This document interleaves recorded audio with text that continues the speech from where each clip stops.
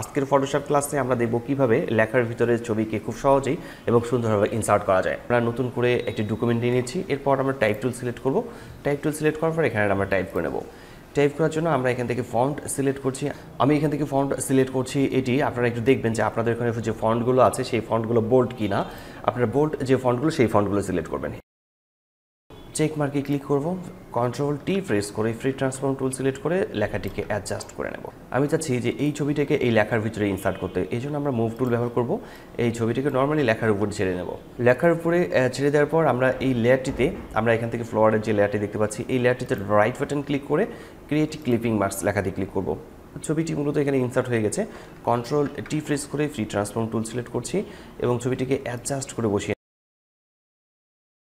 Check মার্কে click করার পর এখানে আরও একটি বিষয়, সেটি হচ্ছে যে এই অংশটিকে মূলত আমাদের ফ্লোয়ার দিয়ে কভার হয়নি, কারণ হচ্ছে যে ছবিটিকে জুম করলে বাকি অংশগুলো বাইরে চলে যাচ্ছিল। আমরা এই লেয়ারটিকে, এই যে ফ্লোয়ারে যে ফুলের যে ছবিটি আছে এই লেয়ারটিকে আমরা একটি কপি করে নিচ্ছি। এরপর আমরা একেও ক্লিপিং মার্কস করে নেব। এখানে রাইট বাটন ক্লিক করছি, ক্রিয়েট ক্লিপিং মার্কস ক্লিক করব। ক্লিপিং মার্কস ক্লিক করার পর কন্ট্রোল টি প্রেস করে ফ্রি ট্রান্সফর্ম টুল সিলেক্ট করছি এবং এর যে পয়েন্টটি রয়েছে একে আমি মিডল পয়েন্ট রাখবো। দেন আমি এটাকে মুভ করে নিচ্ছি। মুভ করে নেওয়ার পর এই জায়গায় মুভ করে এখানে রাখছি। ফুলটি যেন এই লেখার ভিতরেও থাকে ঠিক এই পর্যন্ত নিয়ে আসছি। এরপর এখান থেকে চেক মার্কে ক্লিক করব। আমরা এই লেয়ারটিতে এখানে ক্লিক করে লেয়ার মার্কসে ক্লিক করে নিচ্ছি। এরপর হচ্ছে মার্কি টুল, রেক্টেঙ্গেল মার্কি টুল সিলেক্ট করে নেব। এরপর হচ্ছে আমরা এই পর্যন্ত সিলেক্ট করে নিচ্ছি, কারণ এই পর্যন্ত আলাদা ছবিটা রয়েছে, ছবির বাকি অংশগুলো রয়েছে। এরপর আমরা শিফট প্রেস করে ডিলিট প্রেস করব। কিবোর্ড থেকে শিফট প্রেস করে ডিলিট প্রেস করলে এই জায়গার এই অংশটি ডিলিট হয়ে যায়, বাকিগুলো সব ঠিকঠাক থাকবে। আমাদের এখানে যে টেক্সট লেয়ারটি আছে এই লেয়ারটিকে একটি কপি করে নিতে হবে। টেক্সট লেয়ারটিকে একটি কপি করে নিচ্ছি। তো নিচের যে টেক্সট লেয়ারটি আছে এটাতে আমরা রাইট বাটন ক্লিক করে ব্লেন্ডিং অপশনে ক্লিক করছি।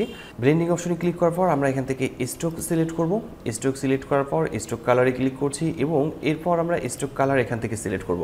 এখান থেকে আমরা যে ফ্লোরের কাজে ফুলের যে কালারটি আছে এখান থেকে যে কালারটি দরকার হয় আমরা সেই কালারটি এখান থেকে সিলেক্ট করতে পারি। আমি এখান থেকে একটু ডিপ কালার সিলেক্ট করছি। এরপর হচ্ছে এর সাইজটিকে আমরা এখান থেকে 4 অথবা 5 পর্যন্ত রাখবো। আমি এখান থেকে রাখছি এর স্ট্রোক সাইজটিকে 4 পর্যন্ত। এরপর হচ্ছে ওকে লেখায় ক্লিক করছি। তো খুব সহজে আমরা যে কোনো লেখার ভিতরে যে কোনো ছবিকে যদি ইনসার্ট করতে চাই তাহলে খুব সহজে আমরা এই পদ্ধতিতে ইনসার্ট করতে পারি। আশা করি বিষয়টি বুঝতে পেরেছেন। কোথাও সমস্যা হলে কমেন্ট বক্সে কমেন্ট করে জানাতে পারেন। আমি প্রতিটি কমেন্টে রিপ্লাই করি। আজকে টিউটোরিয়ালটি এখানে শেষ করছি। দেখা আছে ফটোশপের নতুন কোনো টিউটোরিয়ালে। ততক্ষণ পর্যন্ত ভালো থাকবেন, সুস্থ থাকবেন। ধন্যবাদ সবাইকে। আল্লাহ হাফেজ।